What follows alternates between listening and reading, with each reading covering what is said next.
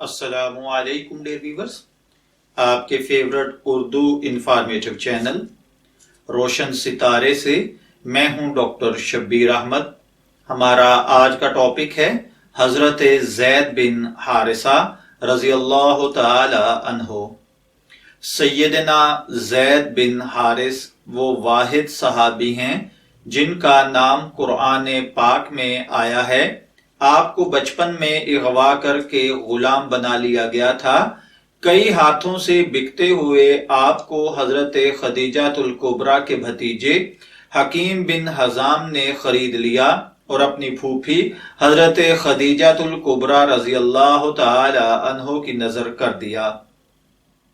حضرت خدیجہ نے اس غلام کو حضور صلی اللہ علیہ وآلہ وسلم کی نظر کر دیا۔ یہ در حقیقت ایک آزاد عیسائی خاندان کے لڑکے تھے۔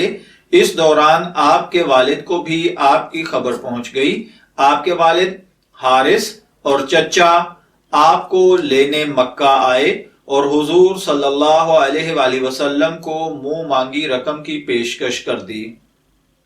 آپ صلی اللہ علیہ وآلہ وسلم نے فرمایا، اگر زید تمہارے ساتھ جانا چاہے تو میں کوئی رقم نہ لوں گا۔ زید نے اپنے والدین کی بجائے حضور صلی اللہ علیہ وآلہ وسلم کے ساتھ رہنے کو ترجیح دی۔ یہ دیکھ کر آپ کے والد خفا ہوئے اور کہا، تم آزادی کی زندگی کو غلامی کی زندگی پر ترجیح دیتے ہو؟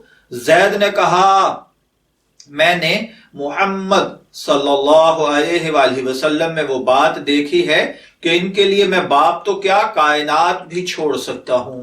یہ سن کر جناب نبی اکرم صلی اللہ علیہ وآلہ وسلم بہت خوش ہوئے اور حضور صلی اللہ علیہ وآلہ وسلم زید کو لے کر خانہ کعبہ میں گئے اور اعلان فرما دیا کہ لوگوں سن لو، میں زید کو آج سے آزاد کر کے اپنا منہ بولا بیٹا بناتا ہوں۔ اس کے بعد حضرت زید بن حارث کی بجائے زید بن محمد کہا جانے لگا۔ یہ دیکھ کر زید کے چچا اور باپ حارث بہت خوش ہوئے اور بخوشی واپس چلے گئے۔ اس سے معلوم ہوتا ہے کہ آپ کا برتاؤ اپنے ملازموں کے ساتھ بھی کیسا ہوتا ہوگا۔ اس موقع پر حضور صلی اللہ علیہ وآلہ وسلم نے حضرت زید کو اپنا منہ بولا بیٹا بنا لیا تھا۔ اسی وجہ سے حضرت زید کو متبنہ یعنی منہ بولا بیٹا بھی کہا جاتا ہے۔ جب حضور صلی اللہ علیہ وآلہ وسلم نے نبوت کا اعلان فرمایا تو حضرت خدیجہ، حضرت علی اور حضرت ابو بکر صدیق رضی اللہ تعالی عنہم اجمعین کے بعد آپ چوتھے شخص تھے جو ایمان لائے۔ طائف کے سفر میں زید حضور صلی اللہ علیہ وآلہ وسلم کے ساتھ تھے۔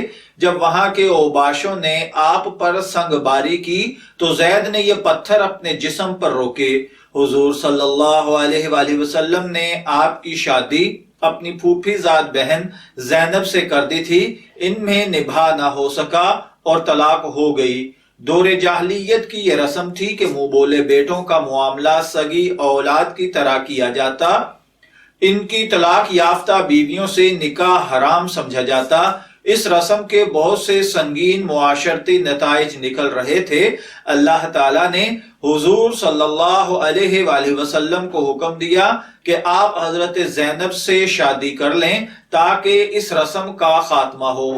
اسی تناظر میں سیدنا زید کا ذکر سورہ احزاب میں آیا ہے۔ جنگ موتا میں سیدنا زید مسلم افواج کے کمانڈر تھے۔ آپ نے بہادری سے لڑتے ہوئے جان آفری کے حوالے کر دی۔ میں دعا گو ہوں کہ اللہ تعالی ہمیں حضرت زید اور دیگر صحابہ اکرام رضی اللہ تعالی عنہم اجمعین کی پیروی کرنے کی توفیق عطا فرمائے۔ اجازت چاہیں گے، پھر ملیں گے کسی نئے ٹاپک کے ساتھ۔ تب تک کے لیے اللہ حافظ۔